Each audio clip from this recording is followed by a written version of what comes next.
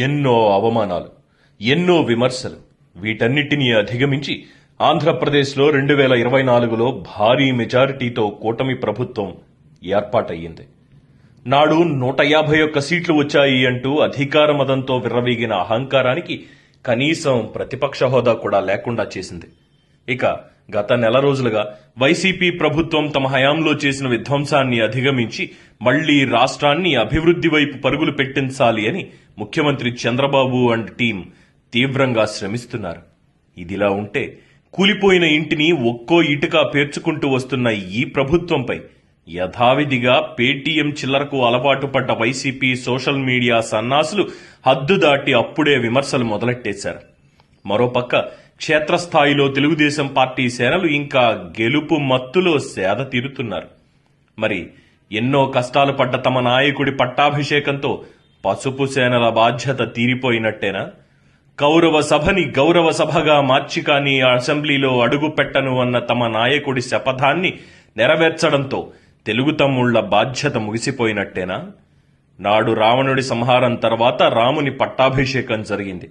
కానీ నేడు నాయుడు పట్టాభిషేకం రాక్షస సంత ఓటమితో జరిగింది. అంటే రాక్షస జాతి ఇంకా సజీవంగానే ఉంది అన్నమాట. అప్పుడే ఓటమికి కారణాలు వెతకడం మానేసి కొత్త సర్కార్పై కట్టుకథలు మొదలెట్టేశారు చిల్లర నాయాళ్లు. రామకార్యాలపై రాక్షస సంత రక్కసి రాతలతో చెలరేగిపోతున్నారు. జరుగుతున్న ప్రతి మంచిపై చెడు వార్తలతో విచ్చలవిడిగా విమర్శలు చేస్తున్నారు. చెత్తరాతలతో హద్దులు మీరిన విమర్శలతో విశృంఖలంగా దొంగదాడి చేస్తున్నారు. సోషల్ మీడియా సాక్షిగా తప్పుడు ప్రచారాలు చేస్తూ ప్రజలని ఏమార్చే ప్రయత్నాలు చేస్తున్నారు. మరి మంచిని చేసుకుంటూ పోవడమే కాదు, చెడుని నిర్మూలించడం కూడా రాజనీతిలో భాగమే కదా. కొవ్వెక్కి కూస్తున్న నోళ్లను ఆదిలోనే మూయించకపోతే, తప్పుడు వార్తలు రాస్తున్న తోకల్ని తొలినాళ్లలోనే కత్తిరించకపోతే, తప్పులు చేస్తున్న వాళ్ల తాట తీయకపోతే నష్టపోయేది ఆంధ్ర రాష్ట్రమే. మళ్లీ అంధకారంలోకి నెట్టబడేది భావితరాల ఆంధ్ర సమాజమే. తెలుగు తమ్ముళ్లు, ఇకనైనా మేల్కోండి. ఎన్నో వ్యయ ప్రయాసలతో తెచ్చుకున్న రామరాజ్యాన్ని మీరే సైన్యమై నిలబడి కాపాడుకోండి.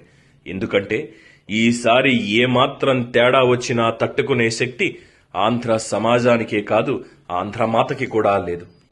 ఒక్కటి మాత్రం నిజం, దేశ సరిహద్దుల్లో ముష్కరముఖల నుంచి దేశాన్ని కాపాడడం భారత ఆర్మీ బాధ్యత అయితే, రాష్ట్రంపై పగబట్టి పడగ విప్పి విషం చిమ్మాలి అని చూసే నీలిమూకల నుంచి ఆంధ్ర రాష్ట్రాన్ని, తెలుగు జాతిని కాపాడుకోవడం ఖచ్చితంగా ఎల్లో ఆర్మీ బాధ్యతే.